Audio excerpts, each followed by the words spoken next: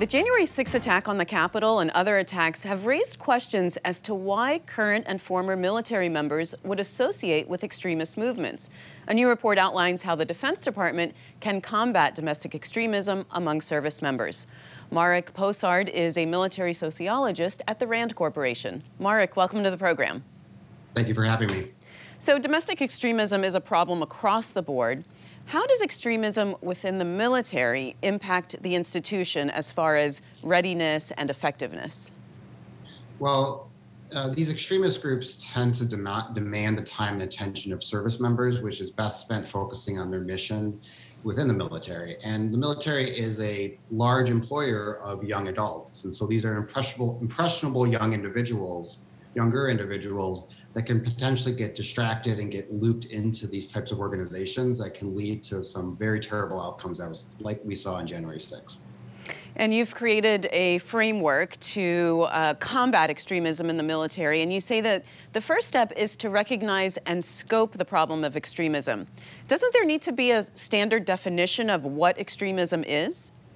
So the standard definition is difficult to construct for many different reasons, one of which is the fact that extremist groups by nature are extreme and volatile, and so they tend to rise and fall relatively quickly, and they tend to break away in splinters. So having one definition may not necessarily always encompass the wide range of types of extremist activities that might emerge. But what can be done is defining some common features, which I think the DoD policy has already done, and then in turn trying to understand the spectrum of these activities, and then guiding commanders to try to spot these types of signals earlier rather than later, so one can intervene before we see activities like we saw on January 6th. So you recommend leveraging existing support programs for those at risk of joining extremist groups. What are those existing programs within the DoD, and do you think it's enough? Well, I think there is a wide range of programs, chaplains, mental health counselors, various types of commanders that can be leveraged to address these issues. Now, I don't think it's not enough. I just wonder, and I question if it's necessarily connected in a way that can best support commanders when they spot these early signs. The difficult thing is that extremism runs along a continuum. It's not black or white. It's not a yes or no. It's not a dichotomous variable. And so detecting those early signs when it doesn't necessarily rise to the level of a policy violation or it leads to violence, but it could in the future, is very, very difficult. The policy relies on commanders to adjudicate. And the more of these services that are available that can advise those commanders, the easier it's going to be for them to try to get individuals help before it leads to situations that's not going to be necessarily productive for the individual, for the military, or the country as a whole. And as you say, it's very difficult for commanders to do this. That's the current DoD policy, is that this is all on them. So the next steps that you've got in your framework is to intervene when observing extremism and then measuring the trends. Be more specific about that. What should military leaders be actually doing to implement that? So the issue with intervention really is that you don't want to necessarily go to one extreme or the other.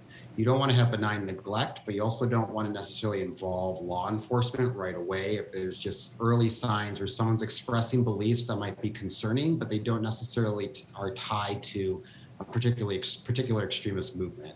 And so the idea here is that, can a commander potentially route an individual who might have some questionable beliefs that they're expressing that might be necessarily affecting them, their personal life, or their work life? Can they route those individuals into potentially counseling services? Can they route those individuals to chaplains? Can they route those individuals to various mental health providers or other types of support services to try to basically sort out some of these problems that they might be having in their life before they get sucked into extremist activity?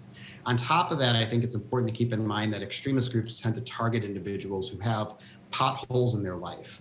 And what you want to do is try to fill those potholes before individuals get sucked into these activities. Now, in terms of measurement, what's going to be important is to assess how well some of these programs might be working and where you might want to refine or retool them going forward to support individuals, our service members. This isn't the first time the military has had to deal with these types of issues. There has been jihadist extremism within the military.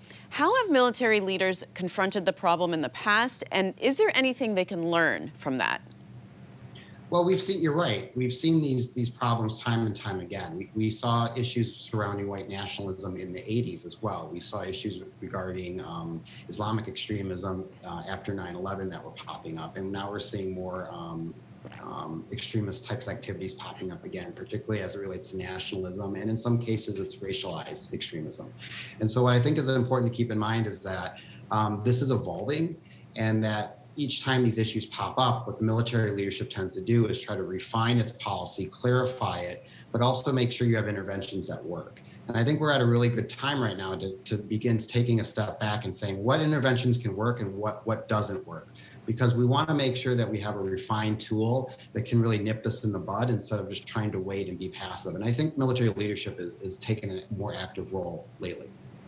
And you touched on this before, but I want to go back to kind of the balance of service members' rights and freedoms as American citizens with the push to combat extremism in the military. How do you thread that needle? I mean, I think it's a work in progress, to say the least. Service members have the right to believe in what they want to believe in. They don't necessarily have the right to express that, particularly when those expressions of beliefs might interfere with military effectiveness or good order and discipline. And I think that's kind of the key point to keep in mind with this extremist policy is if you want to believe in something on your own time and not express it, that's one thing. But the minute you start talking about this or active involvement with various extremist groups, that can raise questions about good order and discipline, or if it's service discrediting. And in general, does it affect the military's capacity to achieve its mission? And I think the commanders right now are the ones who are largely on the ground adjudicating this. It's a very murky area, and the more support we can give them, the better they're going to be able to make those decisions. All right. Well, Marek, we appreciate your work on this. Thank you very much for being on the program. Thank you. Thank you for watching. If you enjoyed the video, give it a thumbs up and subscribe to our channel so you don't miss out on any future Government Matters interviews.